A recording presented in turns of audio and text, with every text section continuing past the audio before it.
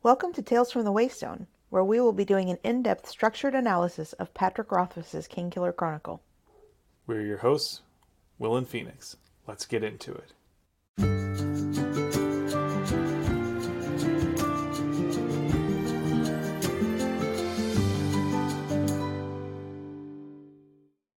Welcome to Tales from the Waystone, episode number 2, and that's why you always leave a note?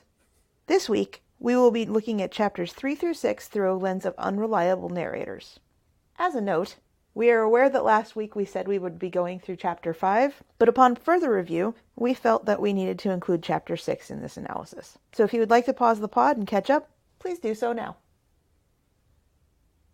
Okay, now that you have caught up, on to our regularly scheduled podcast. Before we begin, let's get some disclaimers out of the way. As always, we are in no way affiliated with Patrick Rothfuss or his publisher, Daw Books. So as a reminder, each week we will be examining a section of the books through a chosen lens, and figuring out what we can take from the text to apply to our real lives. We'll also take some time to explore models of practical wisdom from the text with an Aristotelian phronemus of the week. And after that, we will expand our understanding of our own world with an interesting fact. We'll also wrap things up with 7 words from the books and our own lives. And as a reminder to our community, it's perfectly fine to critique the text. That's what it's there for. That said, we will not stand for any abuse of the author responsible for it. A quick warning here, all of our discussions naturally assume that either A, you've read The Name of the Wind and the Wise Man's Fear, as well as The Lightning Tree and The Slow Regard of Silent Things, or B, you're one of those weird folks who don't mind having spoilers. As always, we will be starting the pod with a 45-second recap of the section that we have decided to read. This time it is Will's turn, and if Will goes over 45 seconds, he will have to eat a cherry for the first time since he was 8 years old. 8-year-old me knew what he was about. Sure. All right, Will, are you ready for your 45-second recap? I am. I got a timer ready. In 3, 2, 1, go.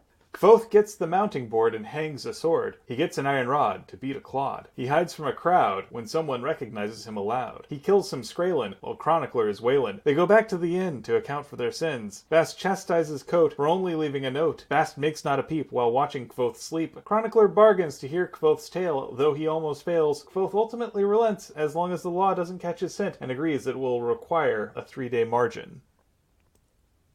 What?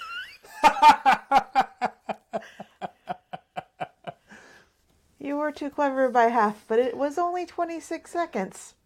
So you win. Too clever by half. Put that on a crest. Might have to. No cherries for you. The streak continues. Don't expect that from me. I won't. Let's get into what all of that said, because I like this chapter a lot, and I'm interested to hear your thoughts. We're looking at this through the lens of an unreliable narrator, as we've said. An unreliable narrator is essentially what we all are. Someone who is trying to tell a story, and they're always only telling their part of the story, or the story as they know it. And so what we're going to be looking at is examples of characters repeating stories and passing on information that may or may not be accurate. So the first thing that we get is Graham coming in. Graham is the town's carpenter, and he has brought what looks essentially like a ginormous piece of iron, but it's actually wood that is meant as a mounting board for a sword. And he's spent a lot of time and effort making this thing that, by all accounts, should be rather simple and kind of fade in the background because it's a mounting board, into a beautiful work of art, or at least as beautiful as he's ever made. Now, he's a carpenter in a very small town. There's probably not a lot of room in his life for making things look lovely, but he's very proud of this piece. And from what he said, it took a long time to char it so that the wood grain came out, and it took a long time to even etch the word folly into this board. And now, folly is presumably the name of the sword. He claims that it took hours to even get it to char and chisel. He mentions that he had to use an iron chisel. He had to use hot iron at the smithy to get the word to be seen even on this mounting board, which is heavy as a sheet of iron. And I also noticed that he had a cunning gleam, though, when asked about the price, which means that there was probably a little bit of, if not outright falsehood, maybe perhaps certain exaggerations for the sake of extracting a better profit margin. I can tell that Kvothe is very keen on paying people for their work and paying what it's worth or more for the local artisans. Yeah, he tells them to keep the change. I have a question for you. Do you think that the sword is actually named Folly? I don't know. I think that the identity of the sword is being purposefully kept obfuscated. We're meant to think that it's named Folly. And I think that's also some of that unreliable narration there on the part of our own narrator. We're being given a little bit of sleight of hand where we're told to look one way and maybe there's something else going on. Kvothe never actually says that the sword is named Folly. Graham says odd name for a sword, but he doesn't actually get it confirmed that that's the name of the sword. We don't see the sword quite yet.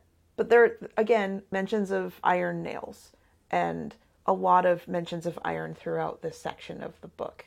And one thing I do know is that Fey creatures, especially Bast, do not appreciate having iron in their presence. My own thoughts about Folly, because it said later on that it was almost like a reproach. I don't think that the name of the sword is Folly. Now, if we remember from the part where Kvothe gets his sword from Edemre, the name of that sword is Sesra, or Sesura, depending on who is talking about it. Kvothe waits until after Graham leaves to hang the sword on the mounting board. He has Bast go and retrieve the sword from wherever he's hidden it. Under his bed. Which also makes me think that Bast is not wanting it to be seen. He's feeling guilty over something or feeling upset over something. Or that sword is one of the swords from Edemre. But I don't think it was Kvothe's. I think that Kvothe may have been charged with returning it to Edemre. I actually read Bast's sheepishness about having it under the bed as sort of an admission that it wasn't a very good hiding place. Like when you're a little kid, where do you hide stuff? It's under the bed. Now, why would he be hiding it? It's almost like it's his version of safekeeping, and it's not a very well hidden thing. What do you think of my idea that maybe it isn't Kvothe's sword? I think it's possible. I think that name Folly, I think it's a reminder to him of the folly of choosing violence as the first recourse. I also wonder if it may have been folly for allowing someone to die. Like that he made a poor decision and it resulted in the death of this person. And that's why he has to take the sword. And I think it is on its way back. And I think that might be why Bast is so horrified by the idea of it being out in the open. So one thing you've mentioned before is that there was a lot of emphasis placed on Kvothe's hands not shaking. Yeah, that really stuck with me because at no other place did we hear him described as having a handshake or anything like that. And so the only reason that you would say that is if there's a reason to think that his hand might shake when he holds the sword. The way that it's talked about, it's almost like anytime that he remembers his coat, he is no longer as affected by the sword being in his presence. Moving on, halfway through this particular day that is destined to be quiet and boring, noise pours into the Waystone like a gentle wave as a dozen or more people come to stay the night. As part of that crowd, the narrator of the story calls out two travelers in particular, one with dark hair and one with sandy hair, which mirror the descriptions of Will and Sim, who are two of Kvothe's friends from the university, as we will see later on. And it's very interesting that these two are singled out in particular, because they're the only ones that are given descriptions of their appearance. Whether these are actually Willem and Simon or just remind the audience of them, we don't know. Along with this group of travelers, there is also a tinker who goes out and sells his wares, and at that time we get a old children's rhyme about the Chandrian. Yes, and sometimes there's more truth in legend than in history. And sometimes there's more salt in ham than in turkey, as they say in the great Mystery Science Theater 3000 episode Puma Man. That's right, Puma Man. Go look it up. Moving on. Expect more of that. So, the children's rhyme talks about 3 of the Chandrian. We know that there are 7 of them, but we get 3 verses.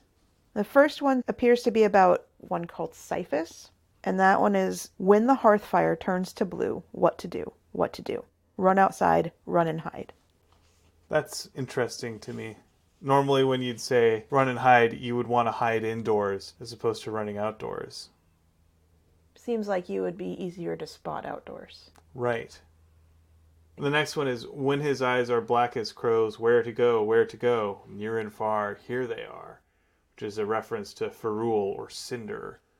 Cinder is the one that Kvothe has encountered most often. Cinder is likely the one that killed Kvothe's parents, either that or it was possibly Haliax. Cinder is the leader of the bandits that Kvothe has to go hunt down to retrieve the mayor's coin in Book 2. We've got the 3rd verse. See a man without a face, move like ghosts from place to place. What's their plan? What's their plan? Chandrian, Chandrian. And the man without a face is a reference to Haliax or Alaxel. And it's interesting if we think about a couple of the other stories that have happened in the 2 books. There are references to 2 other people that could possibly be Haliax. One of those is Jax, and one of them is Iax. And if you look at writing, J and I look very similar in uppercase. It stands to reason that they may be the same person, but also if you think about how a lot of oral traditions, or even written accounts, slightly change every time that they are retold or rewritten. It's a game of historical telephone going on, and we see this all the time in our own oral traditions. I do have a little bit of a theory about why Kvothe chose to settle down, as it were, in Noir. He has had a bear of a time finding any references to the Chandrian, and we have, in 28 pages of the book, found 2 different stories about the Chandrian going on. We have heard the Chandrian talked about by Old Cobb in the inn, and we hear this children's rhyme. Children's rhymes are notoriously difficult to root out. Once you know them, they just stick in your head. I mean, to this day, kids are singing about London Bridge falling down with no clue what that means, and they're singing about Ring Around the Rosie with no context about the Black Plague. You'd be surprised at what is hidden away in children's rhymes. So maybe this place has more information, kind of like Traben did with the barrow. Going back to the travelers at the inn, this is the first time that we have reference to the inn being boisterous and full of music. This is also where we get our first mention of the greatest song never heard, Tinker Tanner. It's something that's often talked about, but we never get the verses to it, except for one kid making up a verse. It seems to me like it's the equivalent of Tyrion Lannister's "and then I took a donkey into a brothel" joke. We'll never know what Tinker Tanner is actually like. I hope it stays that way. It is kind of a great running joke. One thing that we mentioned last time that I think is even more obvious this time is that when there is music playing, the shell or the jacket around Kvothe, that is coat, kind of disappears. It's been pointed out even more heavy-handedly in this particular section because the sandy-haired young man says, "You're Kvothe." When Kvothe is recognized, there's a little snippet of the whole reason that this is called the Kingkiller Chronicle. The sandy-haired young man, who is clearly inebriated, is saying, "I saw where you killed him." He says that it happened in Imre, in front of the fountain. And Imre does play a big part. It's where the university is. It's where the majority, I'd say, of the story that Kvothe tells Chronicler is. Kvothe gives that great little non-denial, "Really, I think I look just like him. My assistant disagrees." Now, as soon as he's noted to be Kvothe, he does something that is probably a glamour, where he makes it appear that he has twisted his knee badly enough where he needs to be removed from this situation. Just as a heads up, this book was written before Skyrim came out, but I do find it funny that the cover story he tells to Bast is that he took an arrow to the knee. And this is also where we see Kvothe give a very interesting directive to Bast. He tells him, "Hear me 3 times." I always take that to mean first with your ears, then with your mind, and then with your heart, to really internalize it. And then, of course, Bast responds with that very formal, "I hear you 3 times." And again, it's the number 3. There's a lot of 3s in this. I also noticed something interesting in this little section here where as he's undressing after the fire has gone out, it briefly flares back up dramatically just to highlight his scars and this one seemingly unhealed wound. It made me wonder, why did the fire suddenly just light back up almost unbidden? Well, we've seen other instances of things just flaring or breaking in his presence. So is Kvothe doing it? It's possible. There's also a mention of multiple scars that are silver and old. Some of those are bound to be when he was whipped at the university, and that's what had led to Kvothe the Bloodless being a story, because he was whipped and he didn't bleed. We later find out why, which we will go into once we get to that part of the story. We'll stick a pin in it. The next day, Bast makes excuses for Kvothe. He's charged with being an unreliable narrator. Kvothe waits until everybody's been gone for a little while, and then he goes to the smithy, where he, again, tells lies in order to get things that he wants. He spins a story about wanting to get rid of some blackberry bushes, and as any Seattleite knows, the way to do it is just rent a goat. Or a flamethrower. But goats are more fun. Says who? Can you pet a flamethrower? You shouldn't. Anyway, he spins a tale about how his grandfather always said that the autumn is the time to get rid of things that you don't want coming back. Which seems like a suspiciously made up proverb. We go to the next chapter, halfway to Nowhere, and Chronicler is reportedly no longer limping, because limping does no good, because his feet are that sore from walking. Now, I have been in situations where my feet are so sore that limping does no good, but what I am doing no longer seems like walking. It sounds like he's just dragging himself along the road, and then he happens upon one of the other great causes of unreliable narration, an illusion. He thinks that he's seeing a small fire close to the road, but as he keeps going further off the road, he realizes what he's seeing is a large fire far away from the road. Yeah, he initially thinks that it might be a cook fire, and then he gets a whiff of it, and he realizes it's not. His senses are lying to him. He sees the person sitting at what he thinks is a cook fire, and he thinks that that person has a sword, and it's very quickly revealed to be a cudgel of iron. Speaking of illusions, again, with Kote versus Kvothe, Kote is described as being slow and almost sickly, but Kvothe springs to his feet rather quickly when he sees Chronicler. It seems like Kvothe is still a young, spry person, where this shell that is Kote is unable to do such things. We go very quickly from it being a situation where Chronicler is afraid of the stranger on the road to the stranger on the road saying, "Get behind me, I'm going to have to protect you, why the hell are you here?" The thing that I took away from that is when Kvothe says, "I never know what to tell you people," he ends up settling on the convenient lie, "Yeah, sure, demons, if that helps." It's funny to me because he actually looks at Chronicler and goes, "Honestly?" And then he lies. It reminds me of a bit of advice I always heard where you should never say honestly when someone asks for your opinion, because that implies that you would ever tell them anything other than your honest opinion. And we see that a bit with Kvothe as well.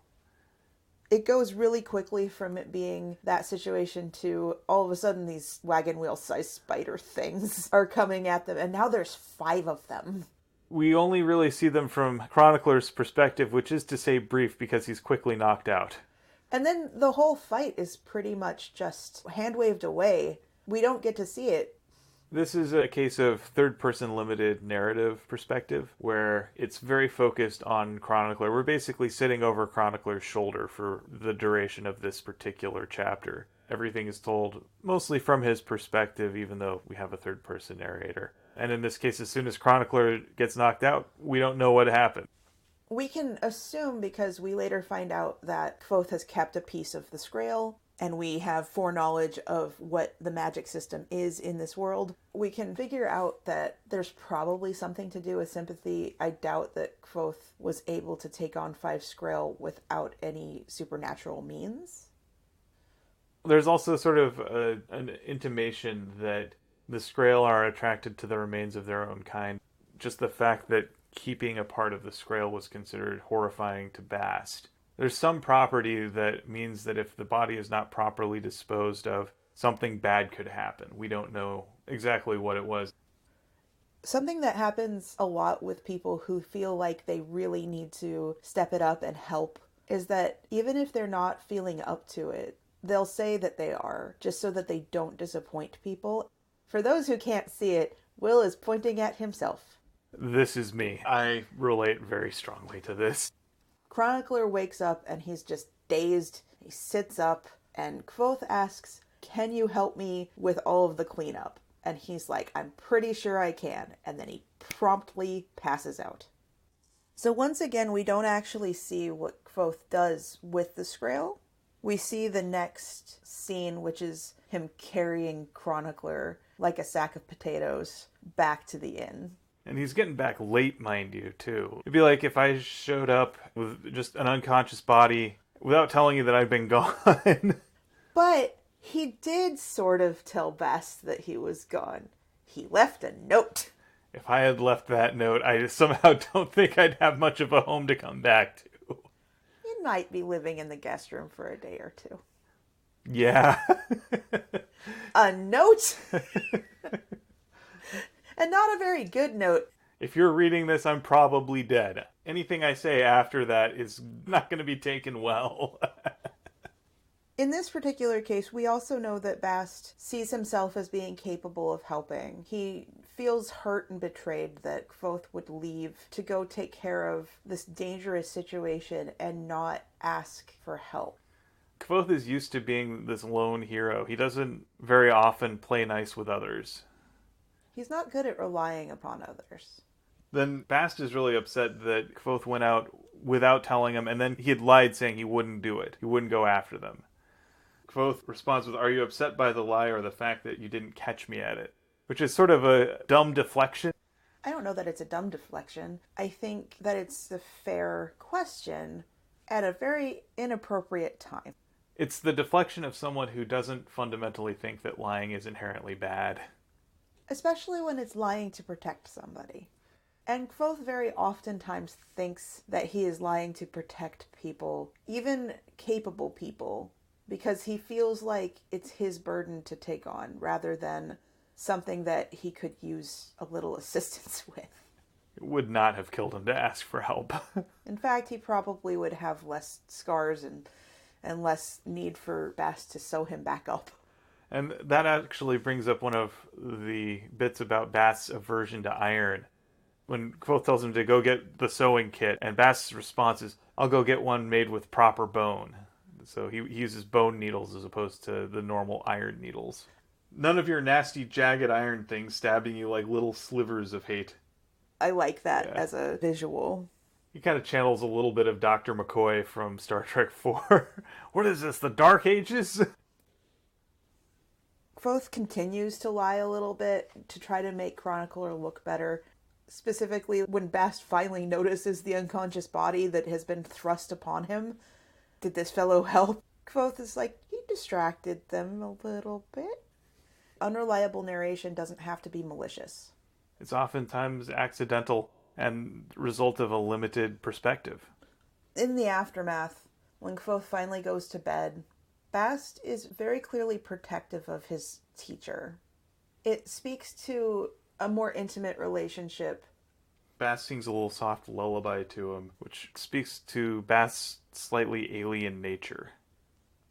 So the next thing that we get is the next morning. There is a short exchange between Chronicler and Kvothe that when you're reading the word nowhere, it doesn't necessarily look like nowhere, but when you say it out loud, the town's name is essentially nowhere. And there is a joke about how Chronicler is now in the middle of nowhere, home to dozens. Just like our podcast.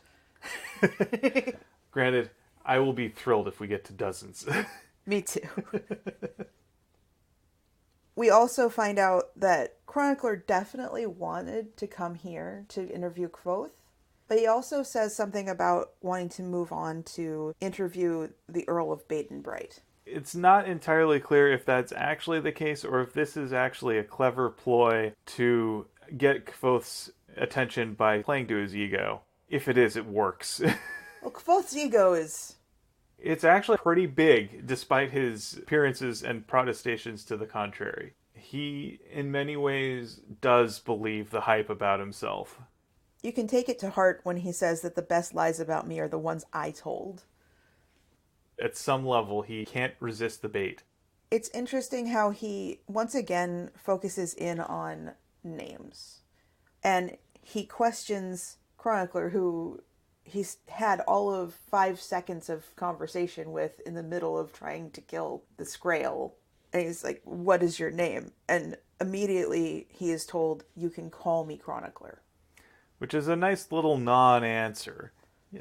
And Kvothe pretty quickly picks up on that and says, I didn't ask what I could call you, I asked what your name is. In the interest of narrative unreliability, we also get an example of this in terms of the mating habits of the common Drakis. Even in contemporary society, we've grown up with dragon stories. And Chronicler, who is this great debunker, ends up upending a lot of these and says, yeah, turns out it's just a dumb lizard. A fascinating lizard, but just a dumb lizard nonetheless. A really dumb, huge lizard. It kind of reminds me of people encountering Komodo dragons in the modern age after thinking that dragons are just a fairy story. When Chronicler actually says what his name is, Devin Lockhees. Lockhees is clearly a derivative of names such as Lackless and Lockless. Kvothe almost to himself says, oh, so you're not a chronicler, you're the chronicler. It's more than a title. And at that point, chronicler, for all intents and purposes, is his name. In modern society, there are a lot of people that have chosen names. I've encountered this in a few different ways. In my family, most of my aunts and uncles have gone by their middle name, though my Uncle Tommy's name, there's no official documentation at all that has anything to do with Tommy, Thomas, anything, but somehow that's his name. A lot of people who don't particularly care for their very first name don't go by it. They'll go by a middle name or they'll go by a chosen name. And then you've got people in the LGBTQIA plus community who, for one reason or another, whether their gender is different than they were assigned at birth, or they have a poor association with the name that they were given as a child, will change it.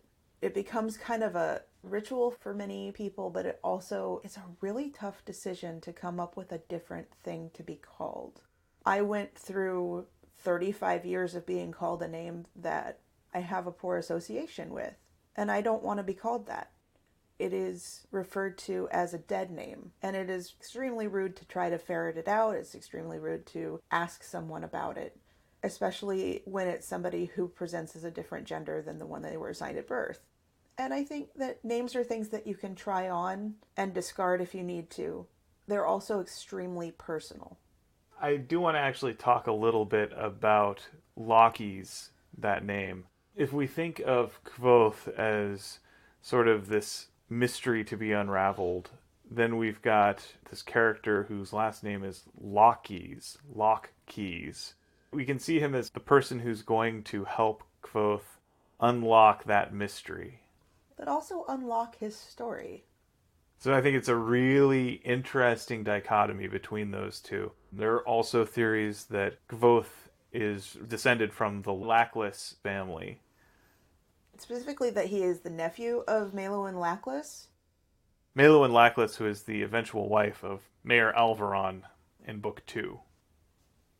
There's also a part that comes out just right after this where Kvothe shines through a bit. He puts on that dripping with sarcasm offer of food and drink and a room for the night to Chronicler. He smiles with too many teeth. And in this case, it almost seems a little like he's got a dangerous touch of the Fae around him. And this is also where we start hearing more of Kvothe's nicknames and legendary honorifics. I love how Chronicler says Kvothe the Arcane and Kvothe Kingkiller are two very different men. So even as a lot of the stories that Kvothe has told about himself are ones that he himself started, that story has kind of grown out of his control, maybe in ways that he hasn't strictly anticipated. We also do learn that it's been not even 2 years, presumably since he killed whomever he killed in front of the fountain in Imre, which kind of closes in our time frame a little more. But in that time, he's done everything he could to make people think that he's dead. People don't look for you when you're dead.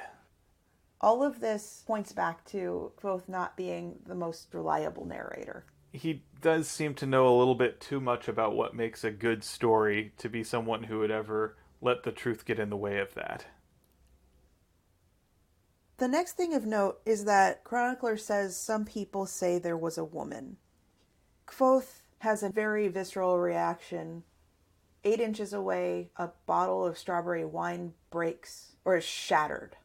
Really quick, we don't actually know which woman from the story it is. We have an assumption that it is Denna, but I wonder if it could be Ari because he also has a very close relationship with Ari.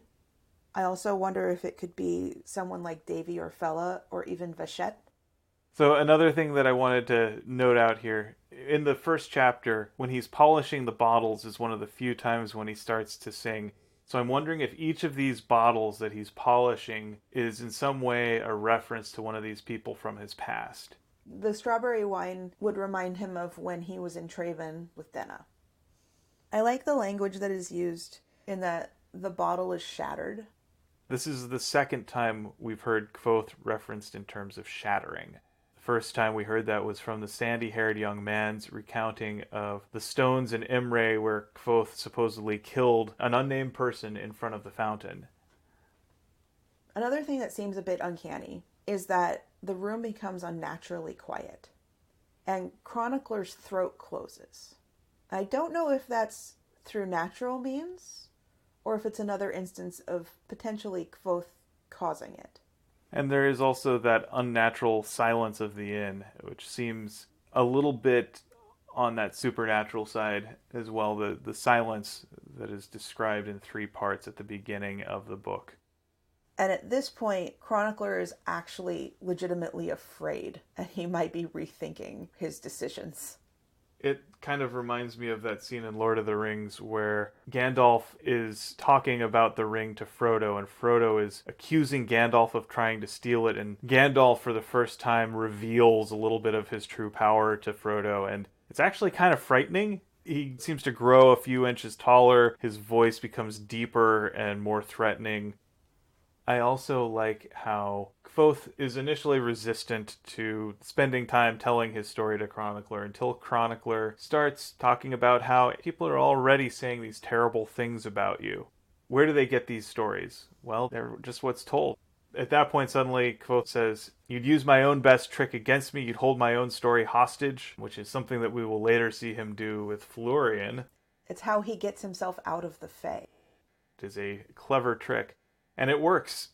And then they dicker a little bit about how long it'll take him. I think that Chronicler is using a bit of a negotiating tactic here. It can't possibly take you 3 days. Or in Velsitor took me 2. And that seems to hit Kvothe right in the ego. And gets him to say, oh, it will take me exactly 3 days. And of course, he would pick 3 because he knows how stories work. And 3 is a magic number.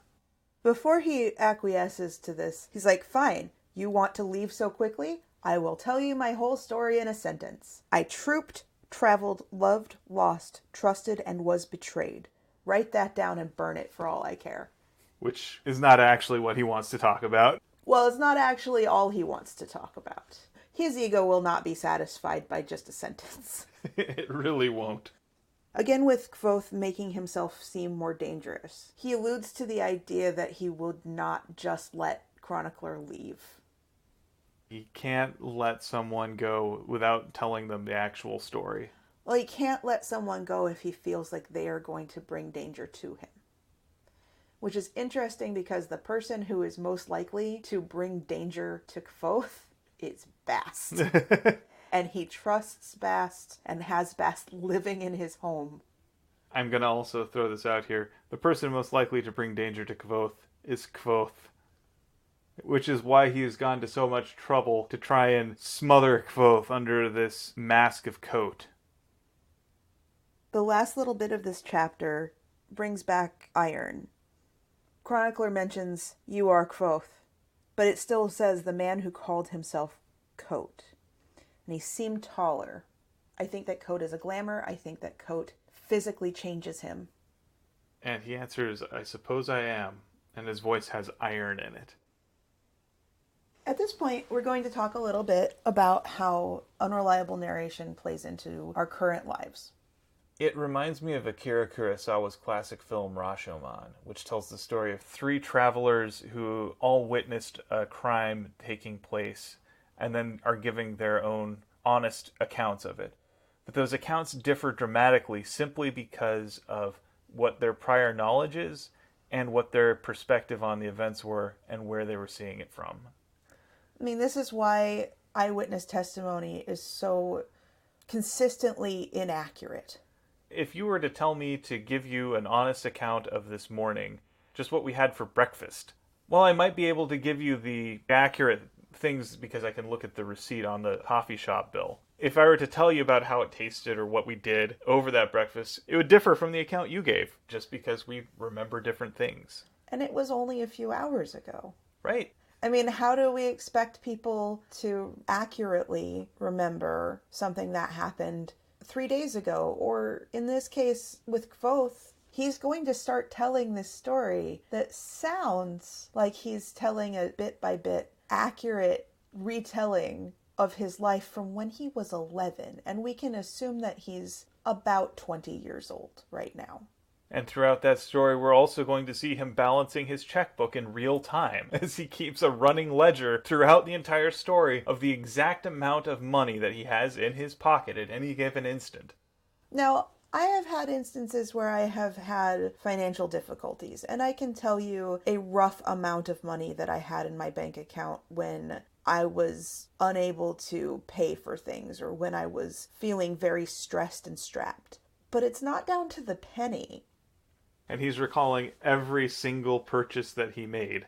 It gives it an air of sounding accurate in something that could be complete bullshit. And the thing about unreliable narration is that it oftentimes is not even malicious. It feels real, generally, to either the person telling it or to the person listening to it, or both. Our brains fill in a lot of blanks a lot of times, and some of the things that it uses to fill in those blanks are just things that seem right at that instant and may not actually be true. Someone tells you a story, and they're telling it as best they know. You're then trying to remember that story, so you're telling it as best you know. But even in that game of telephone, even with everything in good faith, there's going to be distortion. I mean, this is why I can't tell jokes that I've heard. I can't remember everything verbatim.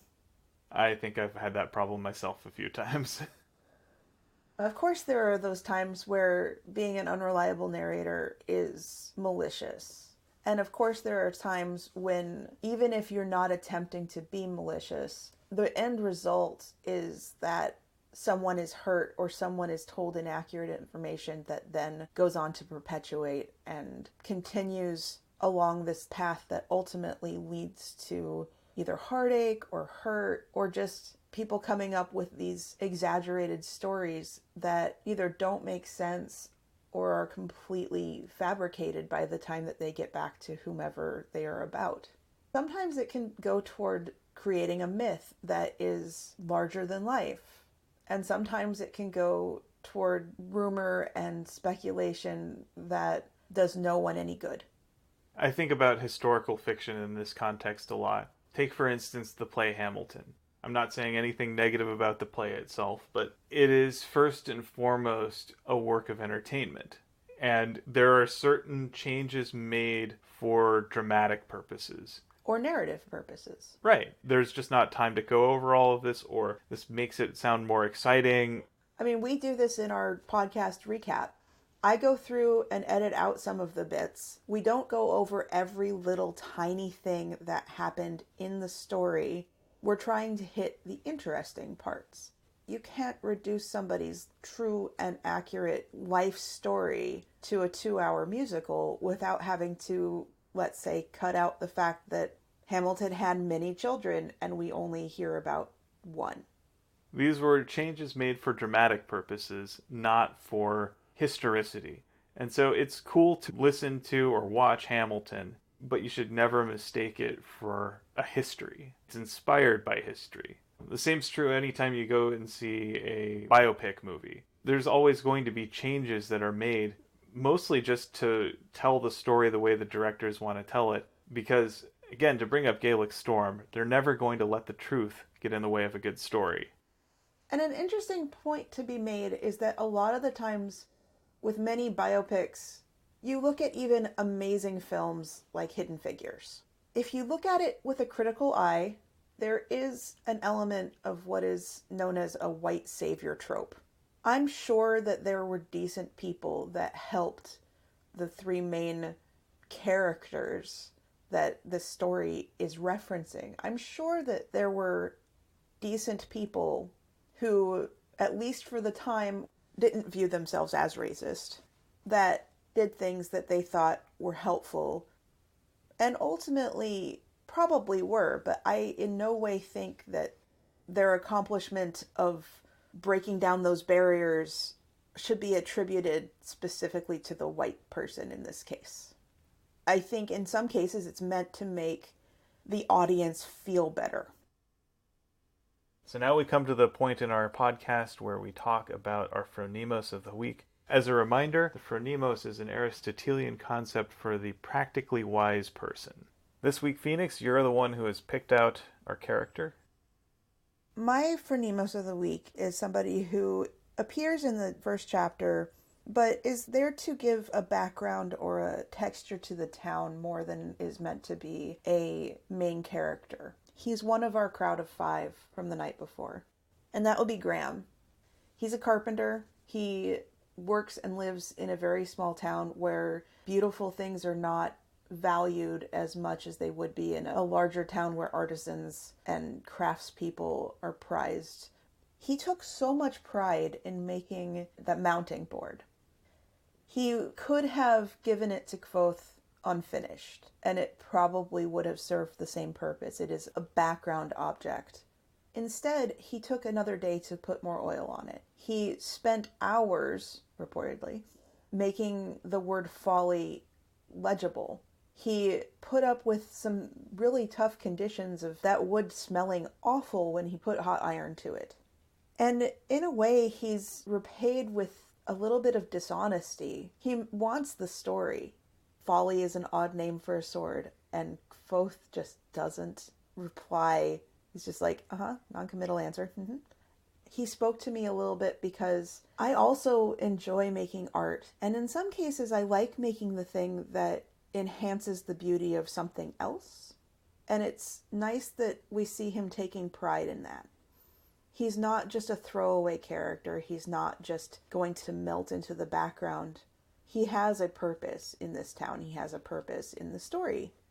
Even if you are yourself a supporting character for other people, or if your job isn't necessarily to be the superstar, that you can still take pride in the things that you do. I really like that. That's a good one. Thank you. So now it is time for us to take Master Elodin's lesson to heart and learn some interesting facts. This time it is Will's turn to impress me. And I better do so, otherwise she's going to be a cruel, heartless person and make me eat a cherry.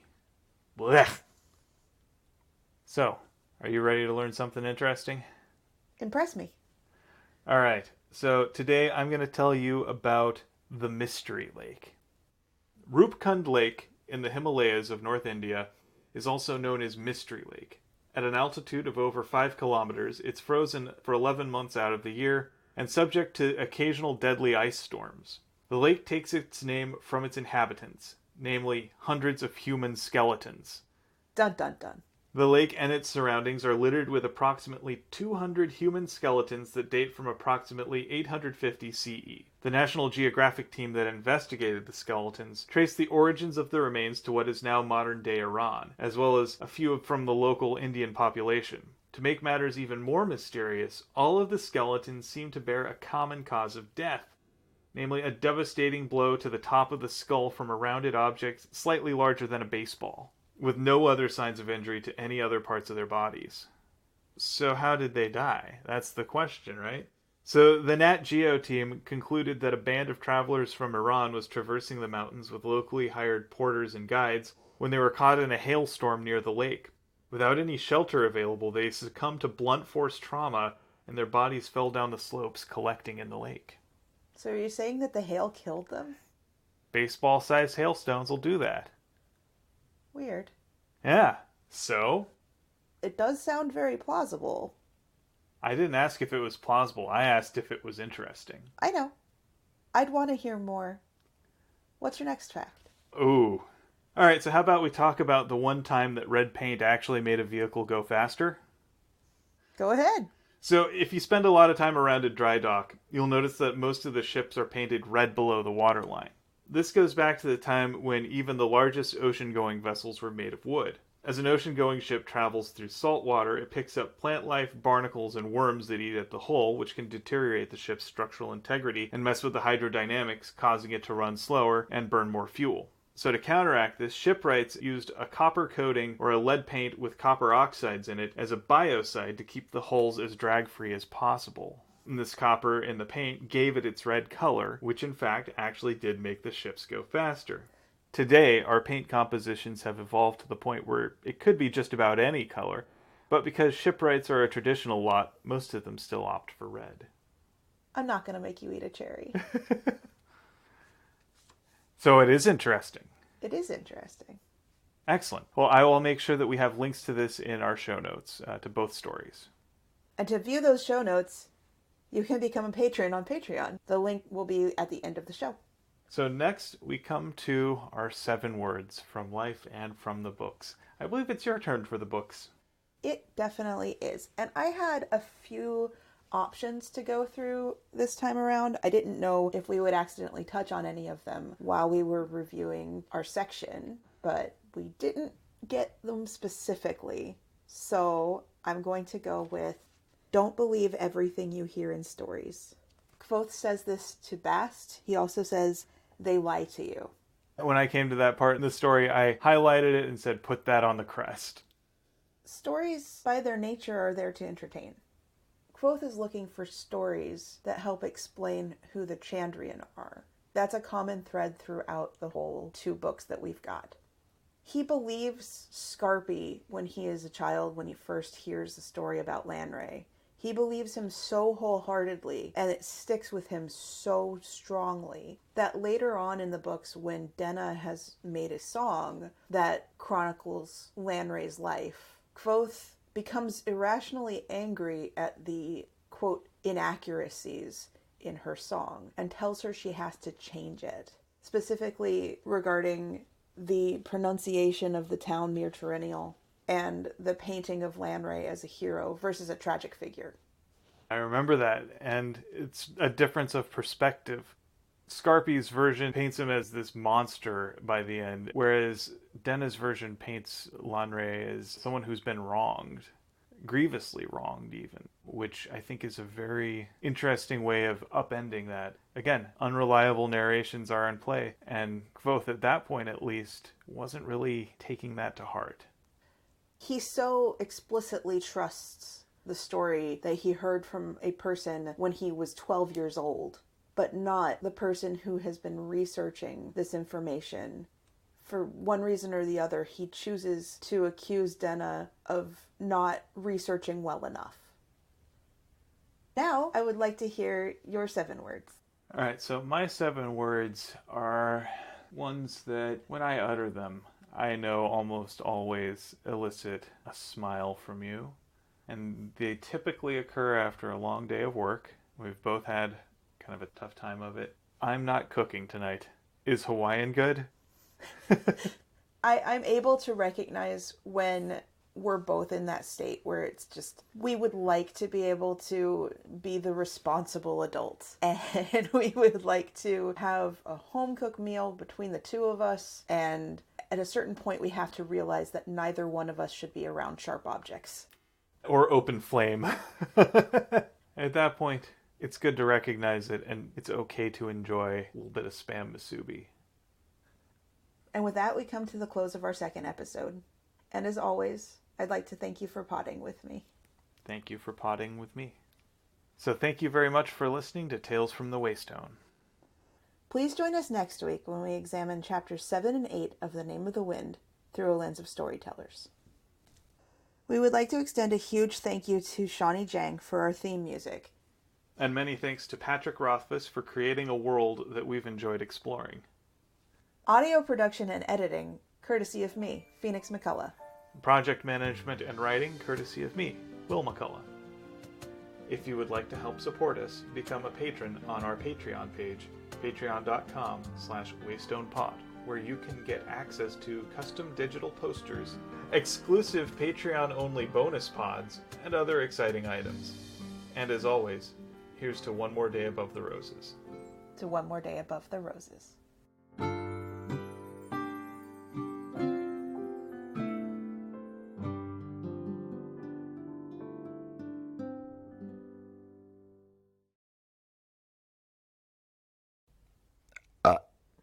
And that's why you don't give Phoenix carbonated soda before she records. The bubbly. Is it bubbly?